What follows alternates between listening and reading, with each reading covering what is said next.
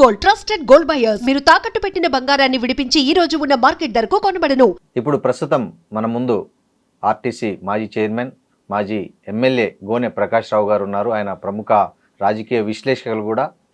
ఉన్నది ఉన్నట్లు ముక్కుసూటిగా మాట్లాడే గోనె ప్రకాష్ రావు గారితో మనం ఇప్పుడు తెలంగాణలో హాట్ టాపిక్గా మారిన అనేక రాజకీయ అంశాలు, భవిష్యత్ రాజకీయాలపై మాట్లాడదాం. నమస్తే సార్. హలో, నమస్కారం సార్. బాగున్నారా సార్? సార్, తెలంగాణ రాజకీయాల్లో ఇప్పుడు మీరు గమనించి ఉంటారు, ఈ వారం 10 రోజుల నుంచి కవిత టాపిక్ చాలా హాట్ టాపిక్గా మారింది.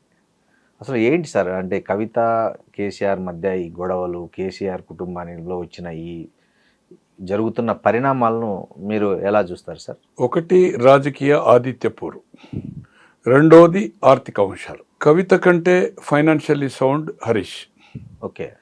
కవిత కంటే ఫైనాన్షియల్లీ సౌండ్ వాళ్ళ అన్న కేటీఆర్, ఈయన మేనబావ. తర్వాత వాళ్ళ పిన్ని కొడుకు సంతోష్ అన్నగారు ఫైనాన్షియల్లీ సౌండ్. ఈ ముగ్గురి కంటే కూడా నా కంట్రిబ్యూషన్ ఎక్కువ ఉంటుందని ఆమె ఎక్కువ ఊహించుకుంటుంది.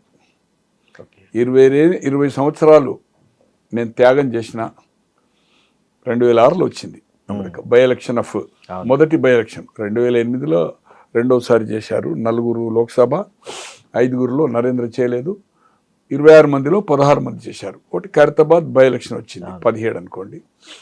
సో ఆ ఎన్నికల్లో కేటీఆర్ అండ్ కవిత ఎంటర్ అయ్యారు. అప్పటి వరకు వీళ్ళు ఉద్యమంలో ఎక్కడ లేరు. కేసీఆర్ కూడా ఎప్పుడు ప్రతి బహిరంగ సభల్లో 2004 ఎన్నికల సందర్భంలో కానీ, ఆయన కేంద్రంలో మంత్రి అయి ఇక్కడ 6 మంత్రివర్గంలో చేరినప్పుడు కానీ వాళ్ళంతా అమెరికనే. సో ఆ 5 సంవత్సరాలు నేను మియా బీబీ, నా కొడుకు బిడ్డ అమెరికాలో ఉన్నారు. తెలంగాణ వస్తే దళితుడు ముఖ్యమంత్రి, మొదటి ముఖ్యమంత్రి దళితుడు. నేను వాచ్ డాగ్, కాపల కుక్క ఉంటా అని చెప్పాడు. మేము మియా బీబీ పావుషేర్ బియ్యం చాలు, మాకేమీ ఆశలు లేవు. వాళ్ళు అమెరికాలో బ్రహ్మాండంగా ఉన్నారు. నేను రాజకీయాలు కాదు, నాకు తెలంగాణ రాష్ట్ర సాధనే నాకు ముఖ్యము, రాజకీయ పదవులు వద్దు. 2006లో వాళ్ళు వచ్చారనుకోండి. తో 14లో తెలంగాణ వచ్చింది, పుష్కలంగా డబ్బులు సంపాదించారు. దాంట్లో ఈ ముగ్గురు నాకంటే ఎక్కువ ఉంది. తండ్రి ఓ 250 300 ఫామ్, మొత్తం పెద్ద కంపౌండ్, ఏది రెడ్ ఫోర్ట్ లెక్క సరౌండింగ్, బ్రహ్మాండమైన రోడ్లు, బీటీ రోడ్లు, మైల్ స్టోన్లు, కిలోమీటర్ ఎంత ఉంది ఏం సంగతి అనేది, మళ్ళీ కెమెరాలు, ఏది ఎర్రవెల్లిలో. ఆయనే చెప్పాడు ప్రెస్ వాళ్ళని తీసుకెళ్ళి ఒక సందర్భంలో, electronic and print main media, నేను ఎకరానికి 70 లక్షల పంట క్యాష్ కాంపౌండ్ ఇస్తున్నా. తెలంగాణ వచ్చిన తర్వాత ఉమ్మడి జిల్లాలు అనుకోండి, జిల్లాకు 20-30 గ్రామాలను ఈ విధంగానే చేసి కోఆపరేటివ్ సొసైటీ ఫామ్ చేసి బ్యాంక్స్లతో టైఅప్ చేయించి నేను ఎలాగైతే పంట పండిస్తున్నాను 70 లక్షలని చెప్పాడు. ఇంకా ₹1 కోటి వరకు కూడా నేను ప్రయత్నం చేస్తున్నాను చెప్పాడు. అటువంటిది ఏం క్యాప్సికం పండించిండు, ఎన్ని ట్యాక్సీలు కట్టిండు అనేది ముందుస్తాను, వరి వేస్తున్నాడు. సో దాంట్లో కూడా ఆమె వాటా కావాలనే పద్ధతిలో ఉంది. ఎక్కడ కేటీఆర్ కొడుకు మనమడు హిమవంశ్ ఆయన కూడా కోట్లాది రూపాయలు ఎడ్యుకేషన్ ఇన్స్టిట్యూషన్స్కు దానాలు చేస్తున్నాడు. మరి ఈరోజు కవిత గారు ఏదైతుందో బాణం ఎవరి మీద పెట్టింది, హరీష్ రావును సంతోష్ రావు మీద. ఇద్దరు సత్యహరిశ్చంద్రులు. నేను నైజాం కంటే మేము ఎక్కువ ఆస్తులు ఉన్న వాళ్ళము, ధనవంతులము, నైజామే మా దగ్గర పనిచేసిండు అనుకుంటుందో అమ్మారి. మరి ఎక్కడి నుంచి ఈ ఫామ్ హౌజులు కానీ, ఇన్ని కార్లు కానీ, ఇన్ని వేల కోట్ల రూపాయలు ఏదైతుందో నీతి నిజాయితీతోటి అయితేనే పార్టీకి జమ చేసిండ్రు. అయ్యాల భారతదేశంలో ఏ పార్టీకి ఫ్లైట్ లేదు, ఒక ఫ్లైట్. ఏ రాజకీయ పార్టీ ఏదైతుందో ఇంత ఒక ఎమ్మెల్యేకు 10 కోట్లు మొన్నటి ఎన్నికల్లో 10, 15, 20 వరకు ఇచ్చారు. ఇంత ఖర్చు పెట్టిన సంఘటన కూడా మనం చూడలే. దేశమంతా టీఆర్ఎస్ పోయి బీఆర్ఎస్ పెట్టి దేశమంతా విస్తరించి రాబోయే రోజుల్లో దేశ్కి నేత కేసీఆర్ ప్రధాని, రైతు రాజ్యం వస్తుంది, అబ్కా సర్కార్ కిసాన్ సర్కార్ అని చెప్పి ఇవన్నీ చేసి మరి ఎక్కడి నుంచి వచ్చినాయి డబ్బులు వాళ్ళిద్దరి మీద ఈరోజు సంపాదించారు. మా నాయన, నేను, కేటీఆర్, సత్యహరిశ్చంద్రుడు ఒక వార్నింగ్ ఇస్తున్నది. అంటే వార్నింగ్ అంటే హెచ్చరిక చేస్తుంది. హెచ్చరిక అంటే రిక్వెస్ట్గా, జాగ్రత్త రామన్న డాడీకి జాగ్రత్త, మీకు ఏదైతుందో పొంచి ఉన్నది ప్రమాదం అని చెప్పి. మరి ఏం పొంచి ఉందో ఏం సంగతి, ఎవరితో పొంచి ఉంది? హరీష్ రావు సంతోష్. నేను అనుకోను కదా, అంటే సంతోష్కు రాజకీయంగా శక్తి లేదు. ఆయన గోళీలు వేసినందుకే ఏదైతుందో దేశమంతా తిరుగుతా ఈ విస్తరించిన నేషనల్ పార్టీ కనుక నాకు టైంకు మందులు ఇచ్చినందుకు రాజ్యసభ చేసినాను ఓపెన్గా చెప్పాడు. అవును. నేను అనుకుంటున్నా 96-97 నుంచి ట్రాన్స్పోర్ట్ మినిస్టర్ అయ్యేప్పటి నుంచి నేను హరీష్ పేరెంట్ ఉన్నా. మెట్టుగూడలో నేను కూడా ఆర్టీ చైర్మన్ అని అదే ఇంట్లో ఉన్నాను, ట్రాన్స్పోర్ట్ మినిస్టర్గా ఆయన ఇంట్లోన్నాడు. తో అప్పటి నుంచి ఆయనే 24 గంటలు సేవ చేస్తున్నాడు. వీళ్ళు చదువు సంస్కారంలో ఉన్నారు. తర్వాత అమెరికా పోయింది అనుకోండి. పార్టీ నిర్మాణంలో మొదటి దశ నుంచి రూపాయి మామ పేరు చెప్పి ఏ పూట కాపూట ఇబ్బంది ఉన్నప్పుడు డబ్బులు తీసుకొచ్చి ఏదైతుందో పార్టీ నడిపినవాడు. ఆమె అన్న ప్రకారం ఏదైతుందో నాకు తెలిసినంత వరకు, నాకు వాళ్ళ వైఫ్ ఏదైతుందో ఆయన పాలమ్ముకున్నాడు హాస్టల్లో అని నేను అనుకోను కదా. అంటే గండిపేటలో మా మేనకోడలు వాళ్ళది కూడా ఈ గిరావులు అన్నాయి, ఆవులు గిట్ట. ఈమె కూడా నేను అనుకుంటున్నా ఒక జస్ట్ 100-150 లీటర్లు చిన్న డైరీ పెట్టేది.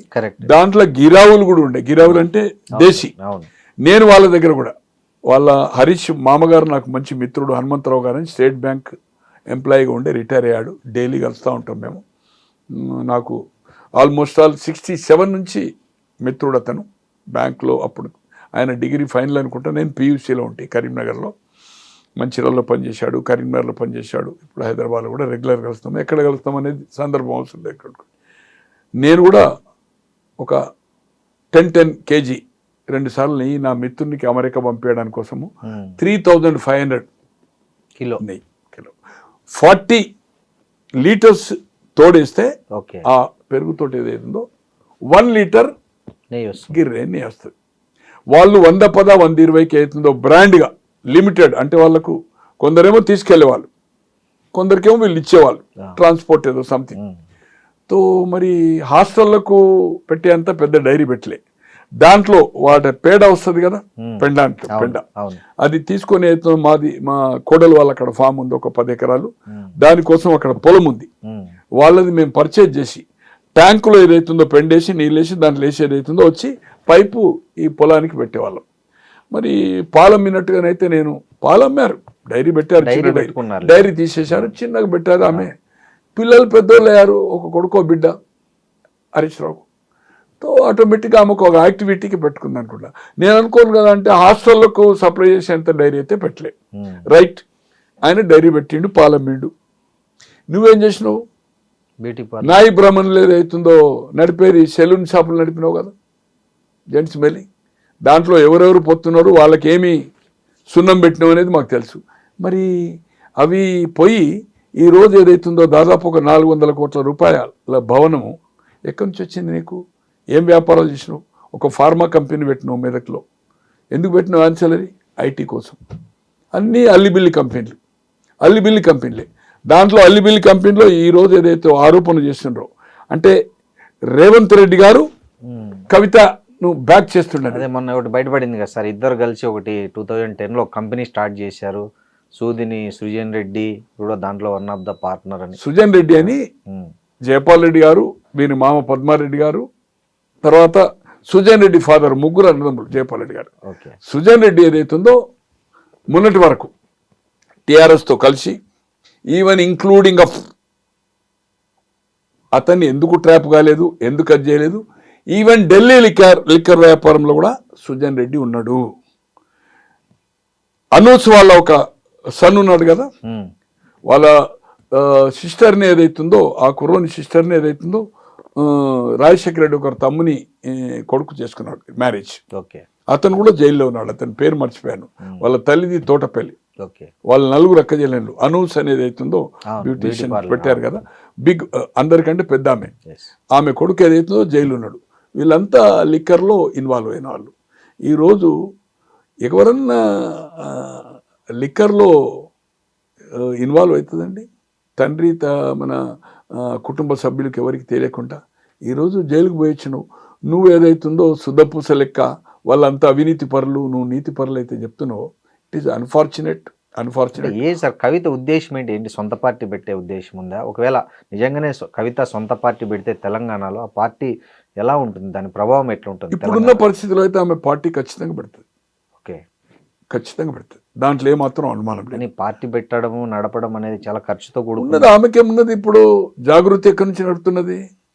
జాగృతి వేరు, బెదిరించారు. రాజకీయ పార్టీ వేరు. తెలంగాణ ఉద్యమంలో సినిమా వాళ్ళని ఏం చేసిందో మనకు తెలుసు. ఇలా మేఘా అని అంటుంది. మేఘా నువ్వు దగ్గర ఎన్ని డబ్బులు ఇచ్చిండో జనాలకు తెలియదా? ఈరోజు ఇంత లావిష్ ఏమి బిజినెస్ లేకుండా నువ్వు ఎక్కడ ఏం పని చేసినావు? అమెరికాలో ఎన్ని డబ్బులతో వచ్చినావు ఇక్కడికి? తర్వాత నీ భర్త ఎక్కడ పనిచేసిండు? ఒక లిక్కర్ స్టోర్లో పనిచేసిండు. శ్రవణ్ అనే లిక్కర్, నా ఫ్రెండ్, లిక్కర్ స్టోర్లో పనిచేసిండు. 8 గంటల 10 గంటలు 40 గంటలు క్యాష్ మిషన్, $8 $5 కలిపి పనిచేసాడు. ఏం ఆస్తులు ఏమి డబ్బులు తీసుకొని వచ్చింది అక్కడ? ఏం కంపెనీలు పెట్టింది ఇక్కడ వచ్చి? ఈరోజు నీ పెళ్లికే ఇబ్బంది అయిందని చెప్తున్నావు. మరి ఇన్ని ఎక్కడి నుంచి వచ్చినాయి?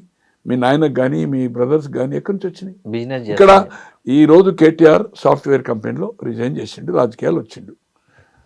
మన ఇదేంది సర్వీస్ అపార్ట్మెంట్స్ నడిపిండు కదా. ఇన్ని వేల కోట్ల ఆస్తున్నోళ్ళు సర్వీస్ అపార్ట్మెంట్స్ ఎట్లా నడిపోయిన మీరు?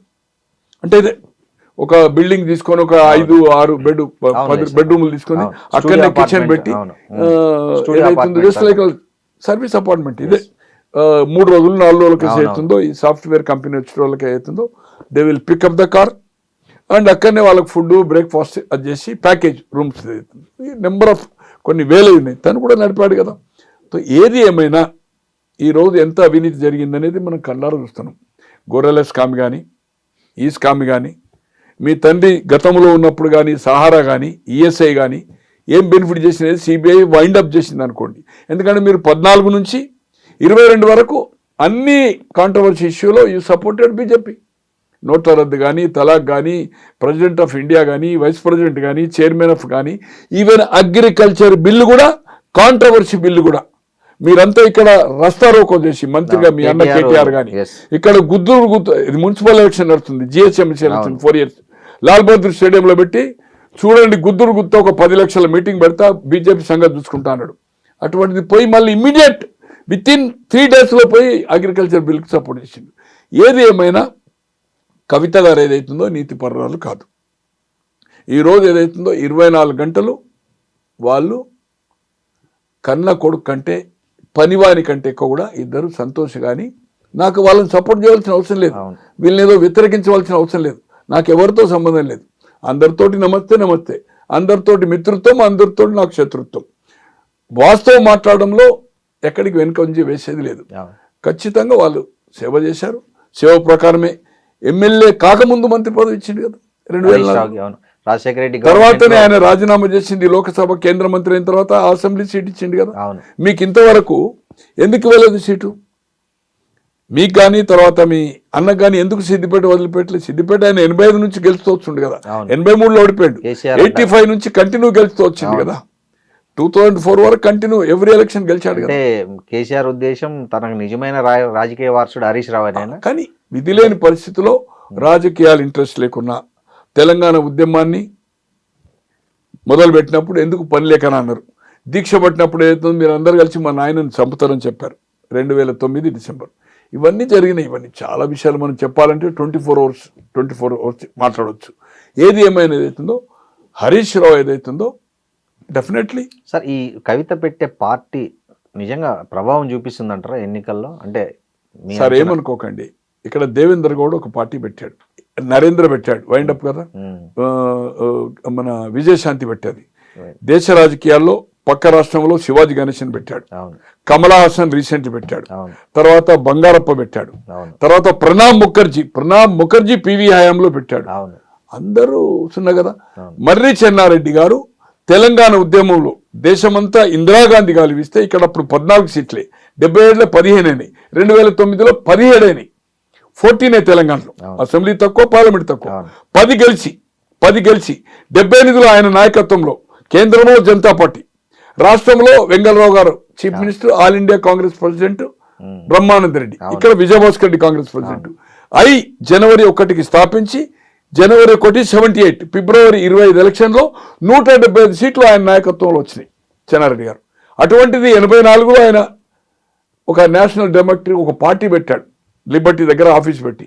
ఎన్టీ రామారావు గారి ఎలయన్స్లో 84 డిసెంబర్లో జరిగిన ఎన్నికల్లో కరీంనగర్ నుంచి పోటీ చేస్తే జె చొక్కారావు గారి మీద 78లో ఆయన ఓడిపోయిందంటే రాజకీయాల కనుమరుగైపోయాడు జనతా పార్టీలో. మళ్ళీ 84లో రాజకీయాల్లో డైరెక్ట్గా ఎంపీ టికెట్ వచ్చింది ఆయనకు. అతని మీద 75,000 మరి చెన్నారెడ్డి గారు ఓడిపోయారు. ఇట్లా కోకోలలో చెప్పాలంటే పెట్టారు, చాలా పార్టీలు పెట్టారు, అందరూ ఫినిష్ అప్పే కదా. అవును, నాందెల్ల భాస్కరరావు కూడా పెట్టాడు కదా పార్టీ. పెట్టారు. ఆయన కూడా స్వయంగా ఓడిపోయింది కదా ముఖ్యమంత్రిగా, అంటే మాజీ ముఖ్యమంత్రిగా ఈయనే మలక్పేట చేసి ఓడిపోయాడు కదా, అవును. ఒక్క సీట్ రాలే కదా. రాలేదు. సో అందుకోసం ఏదైతుందో కవిత శూన్యము, కేసీఆర్ కూతురుగా తప్పితే అమెరికా గణేష్ ఏం లేదు. ఈ బతుకమ్మ ఈమె బతుకమ్మ నేర్పింది, ప్రపంచంగా బతుకమ్మనే ఆడలేదనే పద్ధతిలో ఏదైతే చేస్తుందో నో, ఈ యొక్క ఆర్గనైజేషన్ పెట్టి కోట్లాది రూపాయలు కొల్లగొట్టింది. ఈ జాగృతి అనే సంస్థకి ఏదైతుందో బెదిరించి వచ్చిన పైసల్ని దాన్ని ఏదైతుందో దే ఆర్ స్పెండింగ్. ఒక ఆఫీస్ చూపి, స్టాఫ్ చూపి, ఇవన్నీ ఈజ్ ఆల్ రైట్. కొన్ని సోషల్ యాక్టివిటీ చేస్తుండొచ్చు. నేను పోరాటం చేస్తేనే పూలేది పెట్టిండ్రు, నేను పోరాటం చేస్తేనే జగన్ చేసిండు, నేను పోరాటం చేస్తేనే మహిళ పెట్టిండ్రు.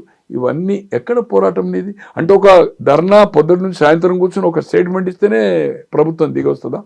ఏదేమైనా ఆమెకు ఆమె ఎక్కువ అంచనా వేసుకుంటుంది. ఇది ఆమె చెప్తున్న సామాజిక తెలంగాణ నినాదం అనేది అంటే కొంచెం ప్రజల్లోకి పోయే అవకాశం లేదా? అంటే ఆమె ఏం చేసిందండి, ఆమె లోక్సభ అయింది, లోక్సభ ఓడిపోయినాక ఎమ్మెల్సీ ఎందుకు తీసుకోవాలి? వేరే బీసీకి ఇవ్వచ్చు, ఎస్సీ పోనీ ఆమెను ఓడించింది అంటున్నది. మొన్న కేసీఆర్ని ఎవరు ఓడించింది కామారెడ్డిలో? కేటీఆర్ సొంత నియోజకవర్గంలో లోక్సభకు జరిగిన 24 ఎన్నికల్లో బండి సంజయ్కు మెజార్టీ వచ్చింది కదా, వచ్చింది. సిద్దిపేటలో కూడా మొన్న 1000-2000 మెజార్టీ రఘునందన్ గారికి వచ్చింది కదా. మరి సొంతగా కేసీఆర్ ప్రాతినిధ్యం వహిస్తున్న గజ్వేలు, సిద్దిపేట, మెదక్ లోక్సభలో ఉంది. ఎందుకు ఓడిపోయింది? పోనీ తండ్రి ఎందుకు ఓడిపోయింది చెప్పండి. 7 ఎమ్మెల్యేలు కలిసి నీ అహంకారంతో. అందుకోసం ఏదైతుందో ఓటమి ఎవరో నన్ను కుట్ర చేసిండ్రు, నాకేం పనులు నడవలే, ఎవ్రీథింగ్ పర్ఫెక్ట్ నడిచింది. పోనీ నీవున్న ఈరోజు నా నాయన నీతివంతుడు, ప్రాజెక్టులో తిన్నది సంతోషును, ఏది కాళేశ్వరంలో ఈయనంటుంది, రెండోసారి మంత్రి అయ్యలేదంటుంది. నా తండ్రికి ఏం సంబంధం లేదు అవినీతిలో సంబంధం అంతా only as a irrigation minister. కానీ ఎందుకు చెప్పాలి, ఎందుకు కమ్అవుట్ కాలే? పోనీ 100 రోజుల కింద ఫస్ట్ అమెరికా, ఇప్పుడు సెకండ్ అమెరికా వచ్చిన తర్వాత మీ అమ్మకే ఇచ్చినావు కదా లెటర్, నువ్వు అమ్మకి ఇచ్చినావు కదా లెటర్ అమ్మకి ఇచ్చినావు కదా. అమ్మకి ఇస్తే మీ నాన్నకి ఇస్తే బాధ్యత ఎవరిది? అది అమ్మ నాన్నదే ఉండాలా, అమ్మ నాన్నది కదా బాధ్యత, మీదైనా ఉండాలా బాధ్యత. ఎట్లా లెటర్ అయితే ఇంకోటి చేతికి పోవాలి కదా. మీ అమ్మ తీసుకుపోయి మీ అమ్మకి ఇచ్చినాను, మీ నాయనకి ఇచ్చినావు, ఓకే. నాయనకి ఇస్తే వేరే వాళ్ళకి ఎందుకు సంబంధం? అంటే వీళ్ళు చూసి మీడియాకి లీక్ చేశారని ఆమె ఆరోపణ. ఏది ఏమైనా దాంట్లో ఏముంది? సామాజిక అనేది ఎప్పుడన్నా నువ్వు ఇంతకుముందు లెటర్ రాసినవా? రాయలే. నువ్వు ఎంపినప్పుడు నీ జిల్లాల్లో సామాజిక న్యాయం చేసినవా? పోచారము ప్రశాంత్ రెడ్డి ఒక ఆయన మంత్రి, ఒక ఆయన స్పీకరు సామాజిక న్యాయం చేసినట్టేనా? నువ్వు ఉన్న నిజామాబాద్ జిల్లాకు సామాజిక న్యాయం చేసినవా? వాళ్ళిద్దరు పొజిషన్ నువ్వు ఎంపీ. పోనీ ఎమ్మెల్యే ఓడిపోయినాక ఎమ్మెల్సీ ఎందుకు అయినావు నువ్వు లోకల్ బాడీలో? నీకేమైనా సంబంధమా?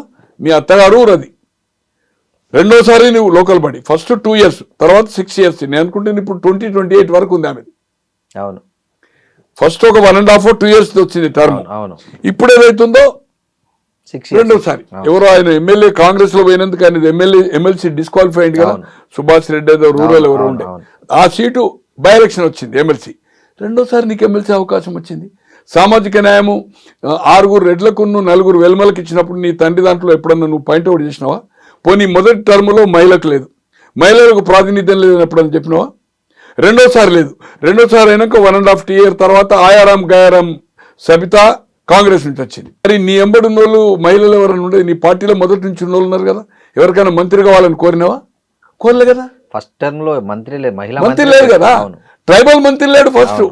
సెకండ్ టైం 1.5 year తర్వాత మహిళనే ట్రైబల్ ఆమె సత్యవతి రావు. పోనీ దళితులకు ప్రాతినిధ్యం లేదు, సామాజిక న్యాయం జరగలే, ఎప్పుడైనా అడిగినావా? పోనీ ఇంతవరకు ఆంధ్రప్రదేశ్ ఏర్పడిన తర్వాత నాకు తెలిసినంత వరకు 72 నుంచి ఎప్పుడన్నా ఇంత సామాజిక న్యాయం జరగని మంత్రివర్గం ఏ ప్రభుత్వం ఉన్నదా? మీరు ఉద్యమం అప్పుడు ఏం చెప్పారు? ట్రైబల్ 10 అన్నారు, అవును మైనార్టీ 10% అన్నారు, అవును అన్నారు, ట్రైబల్ పెరుగుతున్నారు. ఏమి ఇచ్చింది మీరు? అవును. అందుకే రాజ్యాంగాన్ని సవరించాలంటున్నారు కేసీఆర్. ఇవన్నీ ఏది ఏమైనా ఆమె చేసే అది ఆమెకు ఆధిపత్య పోరు ఇంపార్టెన్స్ మెయిన్ అక్కడ స్టార్ట్ అయింది. అక్కడ వరంగల్ దగ్గర ఒక మీటింగ్ అయింది కదా, వరంగల్ మీటింగ్ దగ్గర ఫ్లెక్సీలు ఉండకపోవడం కేటీఆర్ ఈ రోజు అన్నా అని యాదకి వస్తుంది.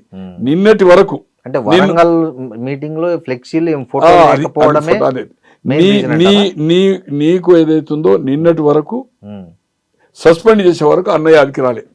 నాకు ఒక్కడే లీడర్, నేను ఎవరిని కేర్ చేయను. వర్కింగ్ ప్రెసిడెంటా మీ నాన్న ఎప్పుడు ఫామ్ హౌస్లో ఉంటాడా, మీరు పోవాలంటే కూడా పర్మిషన్ తీసుకోవాలి. అటువంటిది మీ అన్న ఏదైతుందో వర్కింగ్ ప్రెసిడెంట్ చేసింది, ప్రెసిడెంట్కి అధికారం ఉంది కదా, పార్టీ అంతా ఎండార్జ్ చేసింది కదా, నేను ఎవరు కాదు నాకు ఒక్కడే నాయకుడు అంటే ఎట్లా? మరి ఇవాళ అన్నెట్లా యాదకి వచ్చింది? నిన్నటి వరకు సస్పెండ్ చేసే ముందు వరకు నీ అన్న గురించి నువ్వు తారీఫ్ చేయలేదే, రామన్న జాగ్రత్త అనలేదే 60 లక్షలు ఓడిపోయడానికి పంపించిన అంటున్నాడు. రైట్, ఓకే పంపించిండు కావచ్చు, ఓకే. అది ఎవరు రేజ్ చేయాలి, దాన్ని ఎవరు ఎండార్జ్ చేయాలి? నీ అన్న చేయాలి. ఈ రోజు ఎందుకు జ్ఞాపకం వచ్చింది నీకు?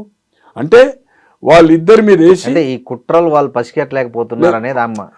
ఇప్పుడు ఎందుకు నేనేది కనీసం ఇన్ని ప్రతిసారి నువ్వు లెటర్ రాస్తున్నా అని చెప్తున్నావు, ఇంతకాలం ఈ విషయాలు మీ లెటర్ ద్వారా బహిరంగపరచకున్నా ఎందుకు లెటర్ మీ నాయనకి ఎప్పుడైనా రాసినావా? ఇంకోటి నాకు ఆమె ఫ్యామిలీ మెంబర్ కదా, ఏదన్నా ఉంటే డైరెక్ట్ పోయి మాట్లాడచ్చు కదా, లెటర్లు రాయడం ఎందుకు అంటున్నా. కానీ ఒకటన్నా ఈ లెటర్ల సాంప్రదాయం ఏదైతుందో, ఇప్పుడు ఇంట్లో ఉండకూడదు సెల్లా మెసేజ్లు ఎట్లా పెట్టుకుంటారో చాలా కాలం నుంచి ఉంది. నాకు తెలిసినంత వరకు ఇందిరాగాంధీ గారు 80లో మళ్ళా జనతా ప్రభుత్వం ఫాల్ డౌన్ అయ్యి అగైన్ కాంగ్రెస్ వచ్చింది, మధ్యంతరానికి వచ్చింది 77 తర్వాత 80. మేనకా గాంధీ ఒక సూర్య అనేది అవుతుందో ఒక మ్యాగజైన్ తీసుకొని, అది వీక్లీ 15 డేస్కి ఒకసారి ప్రింట్ అవుతుండే. దాంట్లో జగజీవన్ రామ్ కొడుకు వెస్టర్న్ కోర్ట్లో ఒక లేడీ ఇన్సిడెంట్ ఇది ఆ స్కాండల్ బయటకు తీసింది, బ్యానర్ ఐటమ్ అది దాంట్లో కవర్ పేజ్. తర్వాత Rajanarayana is very close to Charan Singh Rajanarayana వాళ్ళు సోషలిస్టులు అనుకున్నారు, ఒక పార్టీలో ఉండ్రి, భారతీయ క్రాంతి దళాలు ఉండ్రి. వాళ్ళు కేంద్రంలో రాజనారాయణ హెల్త్ మినిస్టర్, ఈయన ఆల్మోస్ట్ ఆల్ ప్రైమ్ మినిస్టర్ లెక్క. దేవిలాల్ ఉప ప్రధాని అయినా కూడా equal to Morarji. Charan Singh is a powerful guy.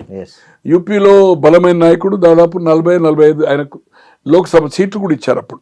BJD సింబలే కదా సార్ జనతా పార్టీ కూడా? జనతా పార్టీ కాదు, జనతా పార్టీ కొత్త సింబల్, అది రైతు నాగల్ అనేది కొత్తది, అప్పుడే క్రియేట్ అయింది. 77లో జయప్రకాష్ నారాయణ్, పాత కాంగ్రెస్, చుక్క గుర్తు స్వతంత్ర పార్టీ, తర్వాత మన భారతీయ క్రాంతి దళ్ అనేది అవుతుందో చరణ్ సింగ్ పార్టీ, బంగ్లా కాంగ్రెస్ అయిన అజయ్ ముఖర్జీ, ఇవన్నీ పార్టీలు కలిసి రైతు నాగలి మీద ఏదైతుందో కామన్ సింబల్. అంటే ఈ రాజకీయాల మధ్య లెటర్లు కామన్ అంటారు. అలా లెటర్ అదే చెప్పబోతున్నా.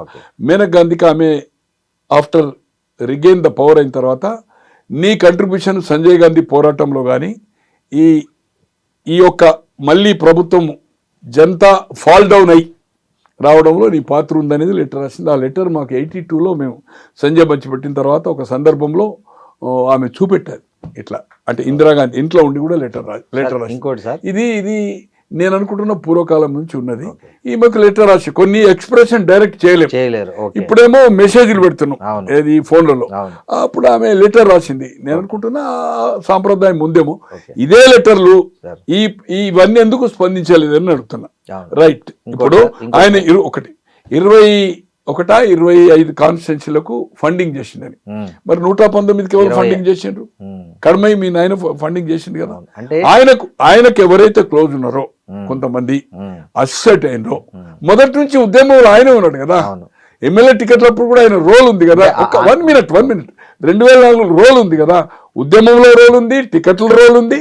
ఎవరైతే ఆయనతో అసెట్ అయ్యి కంపల్సరీ, ఇప్పుడు ఎగ్జాంపుల్ హరీష్ రావు దగ్గరికి వెళ్ళి కేటీఆర్ దగ్గరికి పోయిందనుకోండి, ఒక సందర్భంలో ఇద్దరు మంత్రులుగా ఉన్నప్పుడు 2014 ఇట్లా హరీష్ అన్నను కూడా కలిసి, వాళ్ళకు అభిప్రాయ భేదం ఉందనేది ఎవరికి ఐడియా లేకుండా ఎమ్మెల్యే, ఇంక్లూడింగ్ గంగుల కమలాకర్ అటువంటి తర్వాత మంత్రి అయ్యాడు. ఏంది హరీష్ రావు దగ్గర పోతే ఇంకేది మీరు పోయొచ్చింది కదా, పని అయిపోయింది కదా, నా దగ్గరికి ఎందుకు వచ్చింది అనేవాడు. వాళ్ళిద్దరికి ఒక ఉండే తర్వాత అండర్స్టాండింగ్ వచ్చింది అనుకోండి. ఏది ఏమైనా డిఫరెన్స్ ఒపీనియన్, నాకెందుకు నాయకత్వం రాదనేది హరీష్కు ఉండడం. వీళ్ళంతా ఏదైతుందో అసలు ఉద్యమమే వద్దన్న వాళ్ళు, దీక్ష ఏదైతుందో అనవసరంగా ఏదైతుందో మా నాన్నని చంపుతారన్న వాళ్ళు, అటువంటిప్పుడు ఆయనకు అధికారం వచ్చిన తర్వాత నేను కష్టపడ్డా నాకు రావాలి అవకాశం. కేసీఆర్ ఉన్నంతసేపు కేసీఆర్ పోయిన తర్వాత రావాలని ఉండొచ్చు, తప్పేం లేదు కదా, తప్పేం లేదు కదా. ఆమన్నది కూడా అదే, అంటే ఆయన రేపు అటు ఇటు అయితే మెజారిటీ నాకు 26 మంది ఉంటారనే ఉద్దేశంతోనే ఆయన ఫండింగ్ చేశాడనేది కవిత ఆరోపణ. కేసీఆర్ ఆమె ఒపీనియన్ ఉండొచ్చు. కేసీఆర్ ఉన్నంత వరకు మీ తండ్రి మీద మేమే తండ్రి కంటే ఎక్కువ కంట్రిబ్యూషన్, మేము లేకపోతే మా నాయన లేడు, మా నాయన కంటే తెలివంతులము మీ అన్న మీరు అనుకుంటున్నాము. హరీష్ రావు ఒకటి చెప్పగలుగుతా నేను, అంటే నాకు అతనితో ఎక్కడ మేము కూర్చుని మాట్లాడిన ఇన్సిడెంట్ లేదు. ఒకేసారి ఆయన మంత్రిగా ఉండగా ఒక మిత్రుని ఇంట్లో ఒక దాదాపు 3 గంటలు కూర్చున్నాము. రాజశేఖర రెడ్డి గారిని ఒప్పించండి, తెలంగాణ మజాకా తెలంగాణ ఒప్పించడం అని చెప్పాను. తర్వాత కేటీఆర్ కూడా 2006లో ఆయన రాజీనామా చేసిన తర్వాత ఉప ఎన్నిక అదే వాళ్ళ ఇంట్లో హరి మహేందర్ అని మెడికల్ కాలేజ్లో డైరెక్టర్, ఎక్కడ కరీంనగర్ చెలమేడ ఆనందరావు దాంట్లో, ఇప్పుడు సిద్దిపేటలో కూడా పెట్టారు. వాళ్ళకి చాలా దగ్గర, వాళ్ళు యూఎస్లో ఉండొచ్చారు, నాకు రిలేటివ్స్. కేటీఆర్ని మేము కూడా బై ఎలక్షన్స్ కంటే ముందు 3 hours కూర్చున్నాం. అన్న మీరు ఏదైతుందో మమ్మల్ని వ్యతిరేకించద్దు, వ్యతిరేకం మాట్లాడదని కేటీఆర్ కూడా 3 hours. అట్లయినా మంత్రిగా 3 hours హరీష్. తప్పితే ఎప్పుడు మేము కూర్చున్నది లేదు, ఎప్పుడు కూర్చుని తిన్నది 1 minute కంప్లీట్గా, ఎప్పుడు కూర్చున్నది లేదు, ఎప్పుడు కూర్చున్నది. ఉద్యమాన్ని నడిపించినప్పటి నుంచి కేసీఆర్ అంటున్నాడు ఆయన అనుచరులు ఉన్నారు, అందుకు ఆయన హెల్ప్ చేశాడు తప్ప అనే ఉద్దేశం. అయితే ఇక్కడ హరీష్ రావు వేరే ఉద్దేశంతో చేయలేదు. ఒకటి మాత్రం చెప్పగలుగుతా, అతను కేసీఆర్ ఉన్నంతసేపు కేసీఆర్ మంత్రివర్గంలో ఇవ్వకున్నా, ఎంత అణిచివేసినా అతనికి ఫామ్ హౌస్కి అయితే కొడుకు బిడ్డ కూడా పర్మిషనే, సంతోష్ ఫామ్ హౌస్ ఇక్కడ ఇంటున్నప్పుడు వీళ్ళు పోవచ్చు. బట్ ఎప్పటి వరకైతే రాజేందర్ బయటికి వెళ్ళలేదో, తీసేయలేదో, అప్పటి వరకు హరీష్ రావు కూడా ఈ ప్రగతి భవన్ కూడా వస్తున్నా అని చెప్పి రమ్మంటేనే పోవాలి, డైరెక్ట్ పోవడానికి వీలేదు. ఎప్పుడైతే రాజేందర్ను బయటకు పంపించిన తర్వాత అప్పుడు ఓపెన్ అప్ అయింది. తను నేను అనుకుంటా కేసీఆర్ ఉన్నంతసేపు ఎప్పుడు ఆయన ఏది చెప్పినా ఆయన మాట జవదాటాడు. ఎందుకంటే ఆయన పెట్టిన రాజకీయ భిక్ష నాకు ఎమ్మెల్యే కాకముందు నెంబర్ ఆఫ్ టైమ్స్ ఓపెన్గా చెప్పాడు, మంత్రి పదవి ఇచ్చాడు, తర్వాత ఎమ్మెల్యే అయినా ఆయన సీట్ ఇచ్చాడు, నన్ను కన్న కొడుకు లెక్క చూసుకున్నాడు. అతనికి వెన్నుపోటు అనే క్వశ్చన్ లేదు. కేటీఆర్ కూడా కొంత సందర్భంలో ఆయన చెప్పిన తర్వాత ఆయన అగ్రి అని చెప్పాడు. కేటీఆర్ కూడా రేపు రాబోయే రోజుల్లో ముఖ్యమంత్రి అవుతాడా, కాడా, లేకపోతే ఉద్యమం నడుతాడా, కలిసి తీసుకుపోయినంతసేపే అతని చిన్న చూపు, అతని గురించి ఎల్ ట్రీట్మెంట్ చేసినప్పుడు ఏమైనా డిఫరెన్స్ ఒపీనియన్ రావచ్చు, కానీ లేకపోతే కేటీఆర్ నాయకత్వాన్ని నిర్బంధంగా ఓపెన్గా ఖచ్చితంగా ఎండార్ చేసిండు. తండ్రి కేసీఆర్ చేసిండు కనుక నేను కూడా అతన్ని జవదాటనని చెప్తున్నాడు. అతను కలిపి తీసుకుపోయినప్పుడు డిఫర్ అవుతాడు. ఇప్పుడు తండ్రి అన్న తమ్ములు, తండ్రి కొడుకులు, తండ్రి బిడ్డలు, దేశంలో తండ్రిని కొడుకు నరుకుతాడు, కొడుకుని తండ్రి నరుకుతున్నాడు. ఇప్పుడు చూస్తున్నాం మనం, ఔరంగజేబు చూసినాం కదా ఎటువంటిది, తండ్రిని జైలేసి రాజు తీసుకెళ్ళి. ఇవాళ మన కుటుంబ సభ్యులైన నెహ్రూ కుటుంబ సభ్యులు డిఫరెన్స్ ఒపీనియన్ వచ్చింది వాళ్ళ సిస్టర్తో. అలాగే ఏదైతుందో Arun Nehru de facto prime minister Rajiv Nehru, Bofors ఇష్యూలో ఆయన వీపీ సింగ్ తోటి ఆయన బయటకు వచ్చింది కదా. ఇట్లా నెంబర్ ఆఫ్ ఇష్యూస్ ఉన్నాయి. తో అన్నదమ్ములు, తండ్రి కొడుకులు డిఫరెంట్ పార్టీలో, భార్యాభర్తలు డిఫరెంట్ పార్టీలో ఉన్నారు. ఇది సహజమే, ఇది దేవతల కాలం నుంచి వస్తుంది, దీంట్లో తప్పేం కాదు. నేను అనుకుంటున్నా హరీష్ రావు గారు ఏదైతుందో వెన్నుపోటు పడతాడు, జాగ్రత్త, మీ ఇద్దరు ఏదైతుందో అనుకున్నది తప్పు. సంతోష్కి ఆ కెపాసిటీ లేదు, ఫీల్డ్ లేదు ఆయనకు. ఈ విల్ బి ఓన్లీ అతని టేక్ కేర్ చేసింది తప్పితే అతను పొలిటికల్ పర్సన్ కాదు, ఒక వార్డు మెంబర్ కూడా ఎన్నికయ్యేంత కెపాసిటీ ఉన్నోడు కాదు అతను. సరే, ఒకటి హరీష్ రావు మీతో అప్పుడు 3 hours మీటింగ్ అయ్యి రాజశేఖర రెడ్డిని ఒప్పించమని అడిగారు, తెలంగాణకు అనుకూలంగా మంత్రి హోదాలో ఉన్నప్పుడు అన్నారు కదా. అదే దాన్ని కవిత మొన్న ప్రెస్ మీట్లో మాట అన్నారు, హరీష్ రావు పార్టీని తీసుకెళ్లి రాజశేఖర రెడ్డి కాంగ్రెస్ లో కలిపేద్దామని కూడా కుట్ర చేశాడు అని. నేను చెప్పనా అండి? చెప్పండి. అది మొన్న చెప్పాడు. అతను యాక్చువల్గా బై ఎలక్షన్లో 8 సీట్లే గెలిచాయి, 16 రాజీనామా చేశారు. ఖైరతాబాద్ 17 పోటీ చేస్తే 4 లోక్సభ. రవీంద్రనాయక్ ఓడిపోయి దయాకర్రావు గెలిచాడు. అక్కడ మత్స్వన్ రెడ్డి ఓడిపోయి ఇంద్రకాంత్ రెడ్డి గెలిచాడు. పోటాపోటీగా కేసీఆర్ రెండోసారి 15,000 తోటి, మొదటిసారి 1,00,000 రెడ్డి ఏది 2006లో, 2008లో. తర్వాత ఇంకొక సీటు ఎవరిది, వినోద్ హన్మకొండ, అప్పుడు అది జనరలే ఉండే. ఇద్దరు గెలిచారు.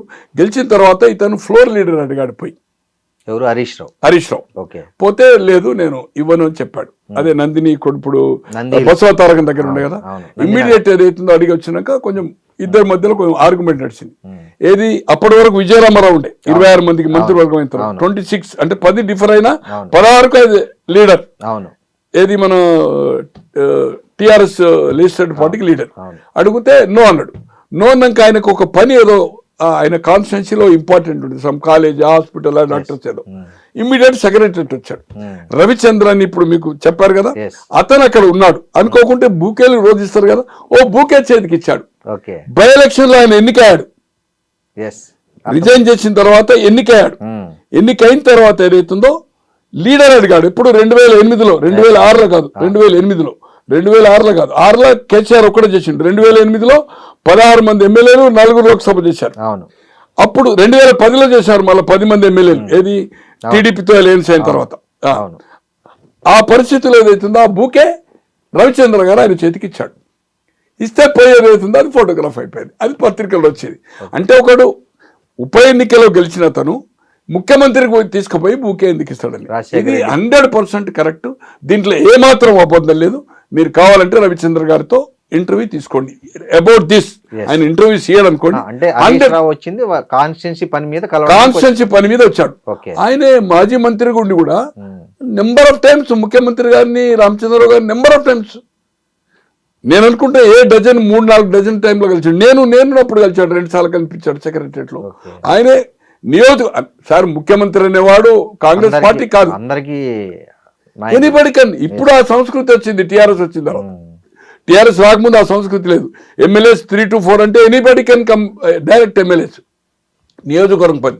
ఆ రోజు ఆ ఇమ్మీడియట్ కేసీఆర్ ఇంటి నుంచి సెక్రటరియట్ వచ్చాడు. ఈ బూకే రవిచంద్ర గారు ఇచ్చాడు తప్పితే అతను ఏదైతుందో కాదు. ఎప్పుడు కానీ is a loyal to the, నాకు తెలిసినంత వరకు ఆయన క్యారెక్టర్ మామకు లాయల్. కేటీఆర్కా కవితకా వాళ్ళ అత్తమ్మకా సంబంధం లేదు, వాళ్ళ కుటుంబ సంబంధం. బట్ కేసీఆర్ ఉన్నంత వరకు ఏదైతుందో కేసీఆర్ ఏ మాట చెప్తే ఆ మాట జవదాటడు.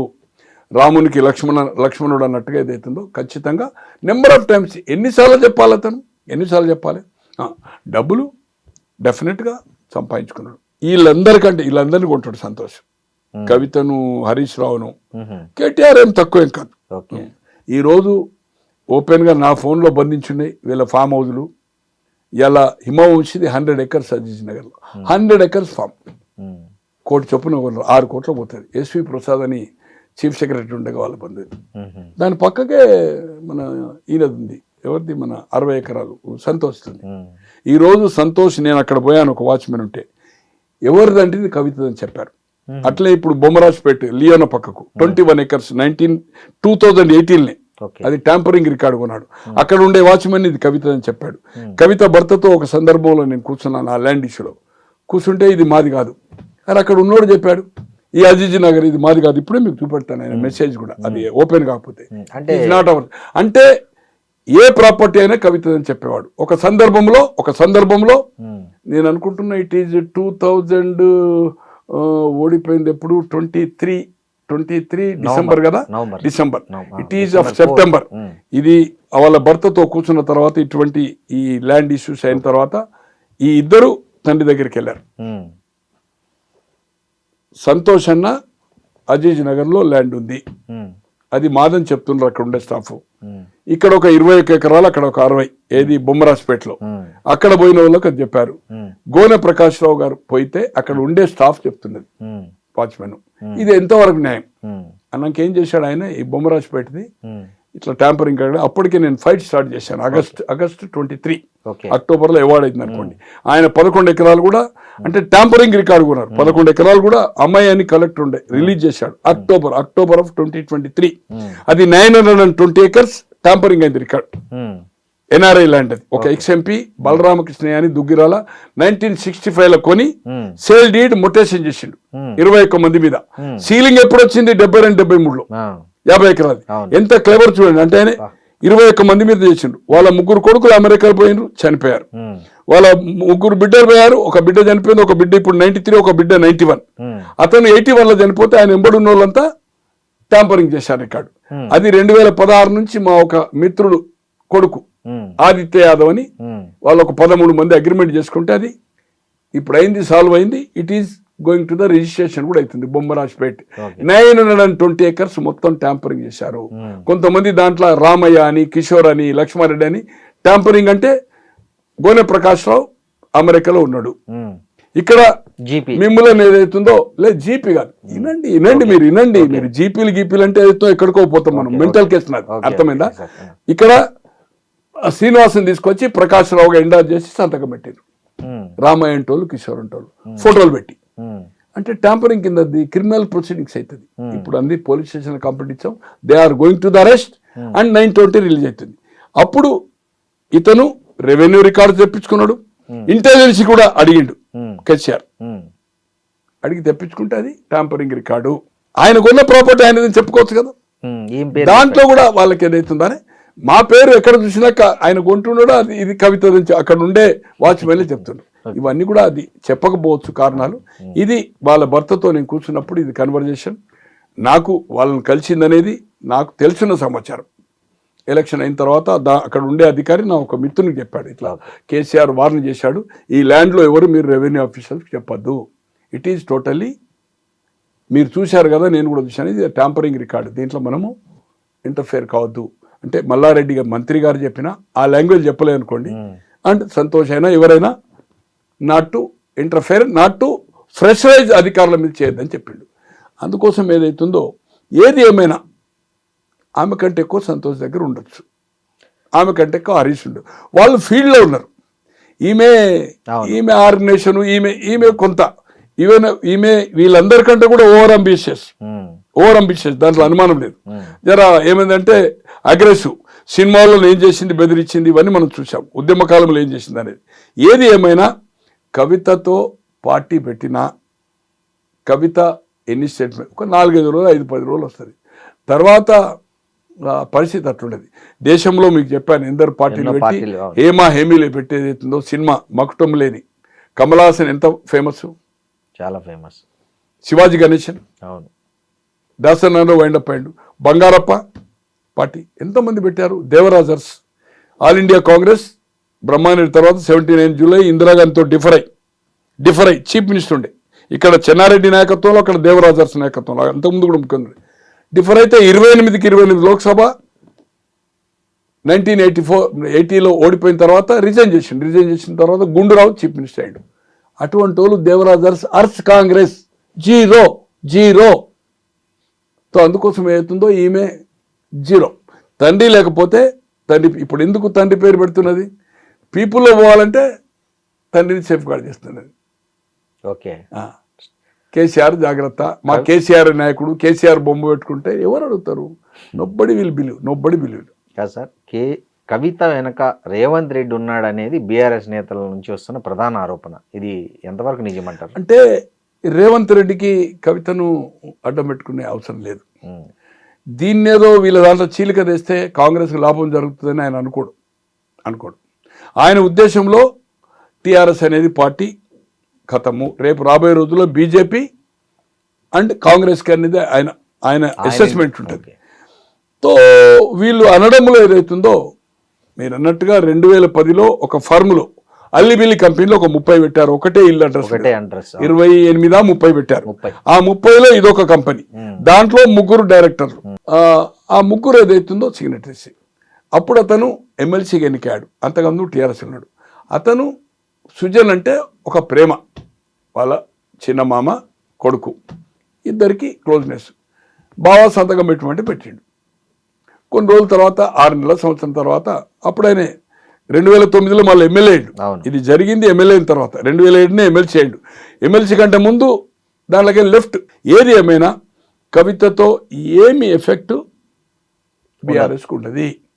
ఈరోజు ప్రమాదం పొంచి ఉంది ఈ రాష్ట్రంలో. బీజేపీ లోక్సభలో 8 సీట్లు వచ్చినాయి, ఓటింగ్ పర్సంటేజ్ పెరిగింది. రేపు దీని మీద కాన్సన్ట్రేషన్ బీజేపీ చేయబోతున్నది. ఎందుకంటే కేసీఆర్ ఉన్నప్పుడు కూడా దేశ రాజకీయాల్లో అక్కడ స్టాలిన్కి ఇచ్చాడు, కుమారస్వామికి ఇచ్చాడు, జార్ఖండ్లో ఇచ్చాడు, అఖిలేష్కి ఇచ్చే ప్రయత్నం చేశాడు, దేశమంతా అడ్వర్టైజ్మెంట్లు ఇచ్చాడు, నేషనల్ పార్టీ అన్నాడు. తో ఇక్కడ ఈరోజు పొటెన్షియల్ స్టేట్ ఫైనాన్షియల్గా ఫార్మా కంపెనీ గిట్ట దీన్ని కైవసం చేసుకోవాలని బీజేపీ స్ట్రాంగ్గా ఉంది. రేపు ఆల్టర్నేటివ్ ఏదైతుందో బీజేపీ స్ట్రాంగ్ కావడానికి ప్రయత్నం చేస్తుంది కనుక బీఆర్ఎస్ అనేది ఏదైతుందో ఆయన దృష్టిలో రేవంత్ రెడ్డి గారి దృష్టిలో కౌంట్ చేయడం లేదు.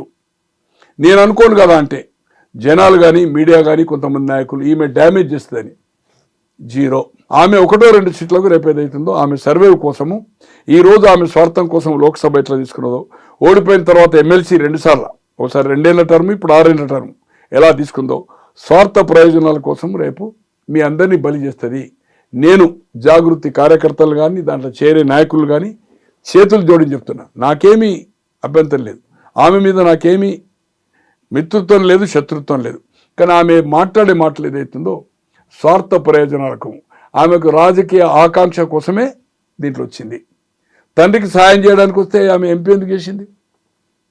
చేయొచ్చు కదా. నెహ్రూ క్యాబినెట్లో ఇందిరాగాంధీ మన మంత్రి లేదు కదా, ఇందిరాగాంధీ క్యాబినెట్లో రాజీవ్ గాంధీ గారు లేరు కదా, మన్మోహన్ సింగ్ గారి కాన్స్టిట్యున్సీలో మన ప్రైమ్ మినిస్టర్లో రాహుల్ గాంధీ గారు మంత్రి కాలే కదా. రేపు 3 సార్లు అవకాశం వచ్చిన సోనియా గాంధీ గారు 91, 2004, 2009 ప్రధాని కాలే కదా. రాహుల్ గాంధీ గారికి 2004, 2009 వచ్చిన ప్రధాని కాలే కదా. కమాన్, నువ్వు తండ్రి సహాయానికి వచ్చినాను, తండ్రి కోసం అది చేసినాను, నువ్వు ఎంపీ ఎందుకు తీసుకున్నావు? అంతకుముందు ఆమె హుజూర్ నగర్ పోయి 2009లో టికెట్ అడిగింది. ఆమెను కన్విన్స్ చేసి ఇద్దరైతే బాగుండదని ఈయనను సిరిసిల్ల పంపి ఈమెను కాము చేశారు. 2014లో లోక్సభ అడిగింది. ఆమె నిజంగానే చిత్తశుద్ధి ఉంటే రాజకీయ పార్టీ పెట్టద్దు, స్వచ్ఛంద సంస్థగానే జాగృతిగానే.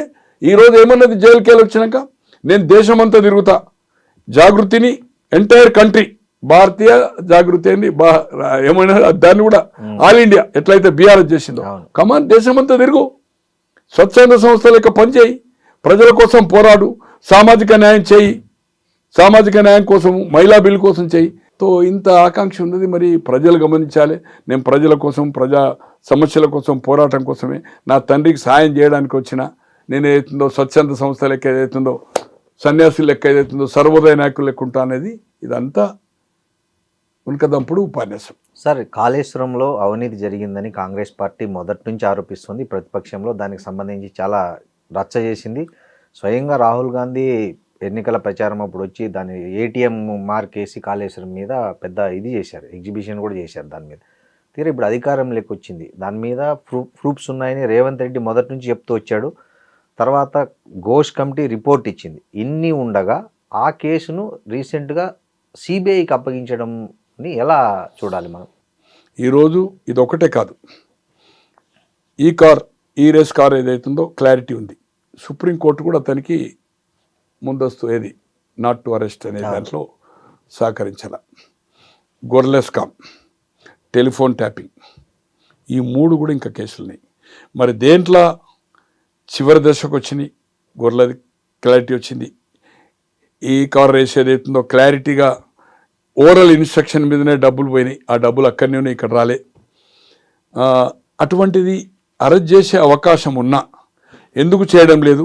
ఇంత కమిటీ రిపోర్ట్ ఇచ్చి దీన్ని పెద్ద హైలైట్ చేసి ఆ ప్రాజెక్టు దగ్గరికి ఎన్నికల సందర్భంలో రాహుల్ గాంధీ పోయి ప్రధానమంత్రి కూడా ఏటీఎం అని చెప్పి మరి ఎందుకు చేయలేదు? ఇది అయితే కాంగ్రెస్కు లాభించే పని కాదు. ఫోన్ ట్యాపింగు ఎక్కడున్నా సప్త సముద్రాల బయట ఉన్నా కూడా గుంజుకొచ్చి వేసేస్తాం ప్రభాకర్ అని చెప్పింది.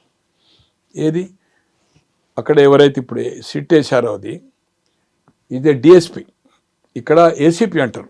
అవును, ఐపీఎస్ కన్ఫామ్ కూడా కాదు, కన్ఫామ్ అయితే డీసీపీ అంటారు, డిప్యూటీ కమిషనర్ పోలీస్ అంటారు. ఏసీపీ ఒక ఎస్ఐ. నేను కూడా పోయాను, నేను పోయినాడే ప్రభాకర్ రెగ్యులర్ వస్తున్నటువంటి ప్రభాకర్ గారు, నేను కూడా నాది కూడా ఫోన్ ట్యాపింగ్ అయింది. ఈరోజు ఫోన్ ట్యాపింగ్ను అంత క్లారిటీ కనపడతా ఉంటే ఎక్కడ మనం యాక్షన్ తీసుకున్నట్టు కనపడతలేదు. DGP, home secretary and DIG వీళ్ళు ఉంటుంది, దాన్ని డిస్ట్రాయ్ కూడా చేయొచ్చు. పొలిటికల్ ట్యాపింగ్ అనేది, ఫోన్ ట్యాపింగ్ అనేది తప్పు.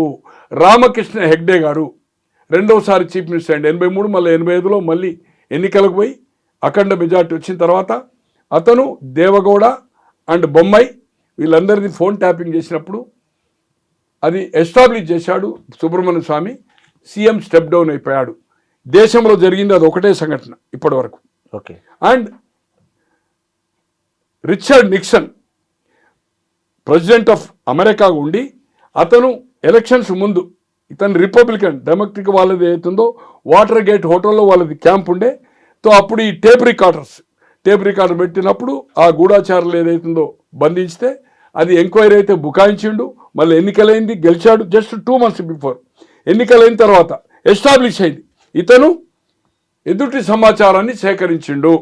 ఈ ఫోన్ ఇది ట్యాపింగ్ ఏది మన ఇది ఏమంటారు టేప్ రికార్డర్స్ వాళ్ళ ఆఫీస్లో అది ఎస్టాబ్లిష్ అయిన తర్వాత 4 సంవత్సరాల పదవి కాలాన్ని 1.5 year 2.5 years ముందే ఎస్టాబ్లిష్ అయినందుకు రిచర్డ్ నిక్సన్ ఈ రిజైన్డ్ అమెరికన్ ప్రెసిడెంట్. ఎస్, అది ఇతర దేశాల్లో నడిచింది ఫోన్ ట్యాపింగ్ అనేది. హెగ్డేది 1988లో. ఖచ్చితంగా ఇది మంచి అవకాశము నీ దగ్గర ఉంటే. లేకపోతే బక్వాస్, నువ్వు కూడా బక్వాస్ మాట్లాడుతున్నావు, నీ దగ్గర ఏం లేదు, సమాచారం లేదు. అది నిజమే అయితే మీ ఐ డ్రీమ్ ద్వారా నేను కేటీఆర్ గారిని డిమాండ్ చేస్తా ఉన్నాను.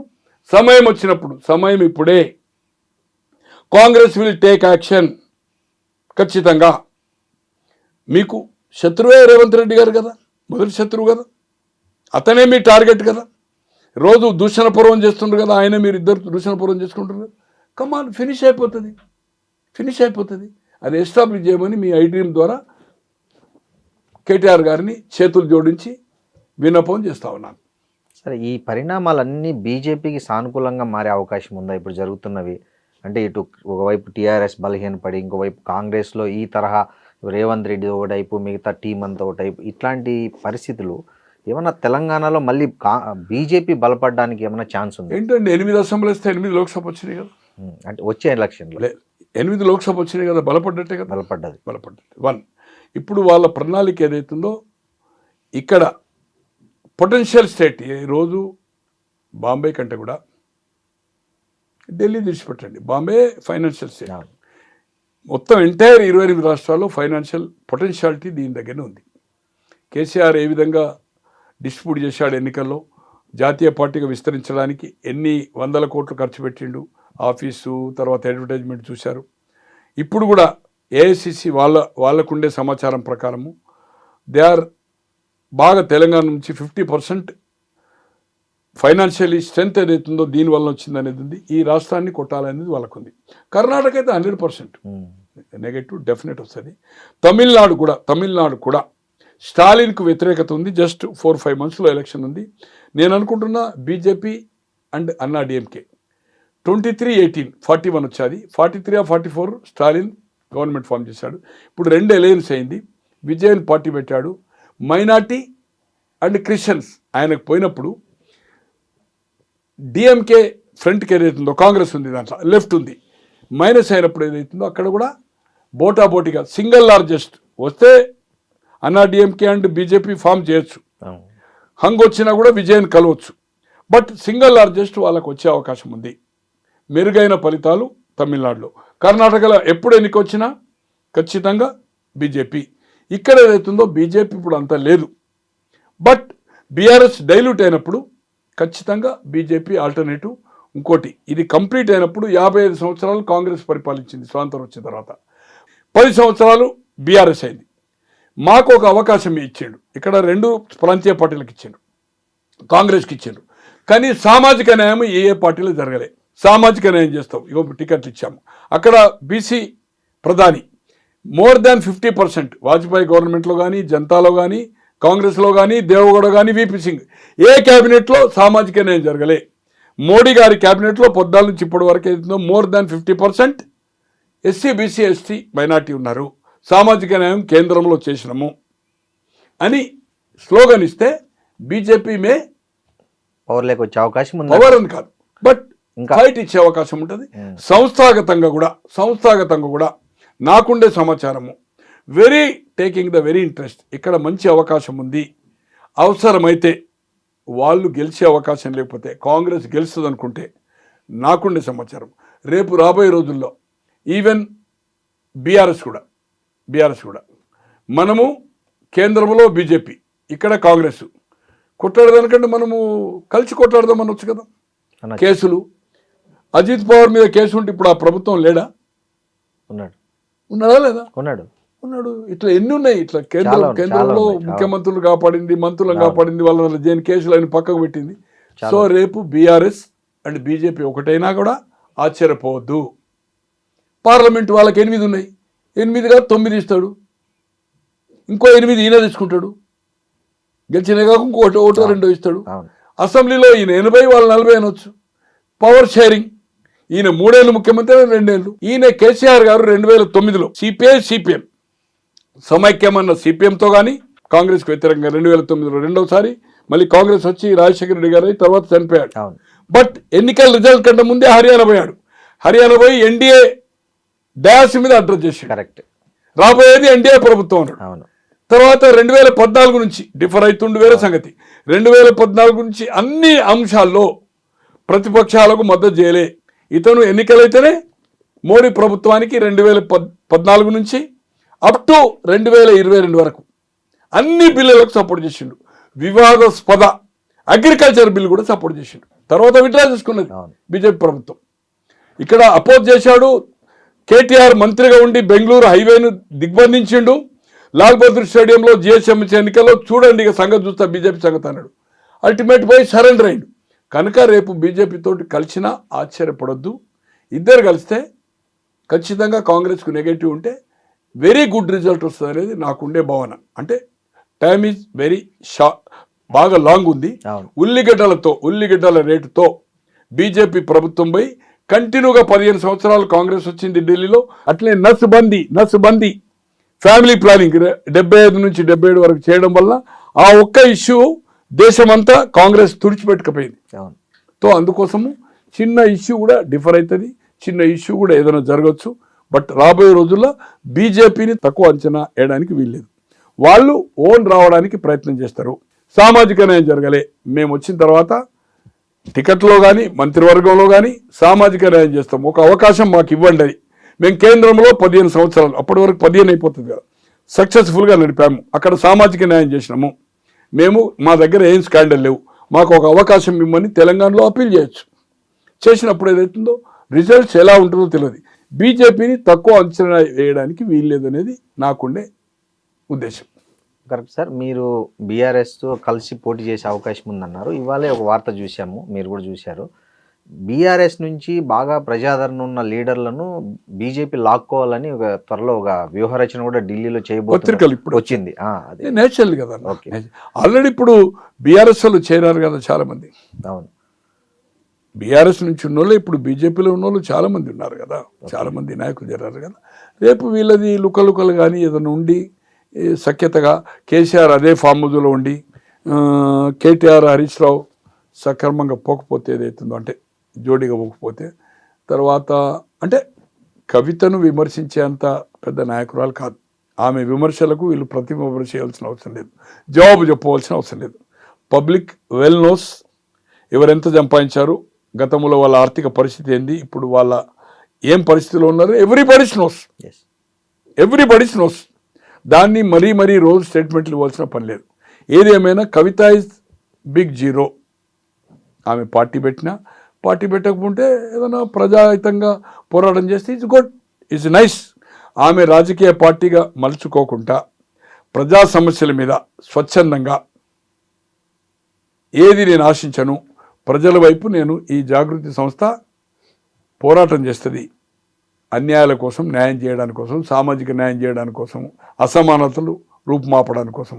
ఎవరైనా వీఆర్ గోయింగ్ టు క్రిటిక్, పాలకపక్షమైన ప్రభుత్వ పక్షమైన, పాలకపక్షము సరి అయినంగా చేయక ప్రతిపక్ష పార్టీ ఉండి వాళ్ళు ఏదైతుందో దాన్ని ఎత్తివేయకపోతే మేము ప్రజల పక్షానే ఎత్తి చూపుతామని, ఉద్యమాలు చేస్తామని, గతంలో సాధించుతా అని చెప్తుంది. నేను చేయబట్టే సాధించిన, నేనే పోరాటాలు చేసిన అంటుంది కదా.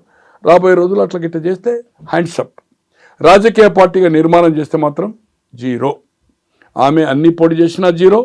ఆమె ఎలయన్స్ అయితే 1-2 గతంలో పెద్ద నాయకులు తెలుగునాడు పెట్టారు. జానారెడ్డి గారు, కేఈ కృష్ణమూర్తి, వసంతనాగేశ్వరరావు ఏం చేశారు? 89లో వాళ్ళు 5-6 టికెట్లకి అది చేశారు కదా. అవును. ఓన్లీ 5 చేయగలరు. శ్రీనివాసులరెడ్డి రాష్ట్రం తిరిగిండు, వీళ్ళైతే తిరగలే. ఒక 5-6 మీటింగ్లు పెట్టిండు తెలంగాణ ప్రాంతంలో అంతే. తో అది సరే, ఈమె అదే పరిస్థితి. నేను అనుకోను కదా, అంటే ఈమె పార్టీ పెట్టి సస్టైన్ కావడం అనేది అంత ఈజీ కాదు. Thank you sir.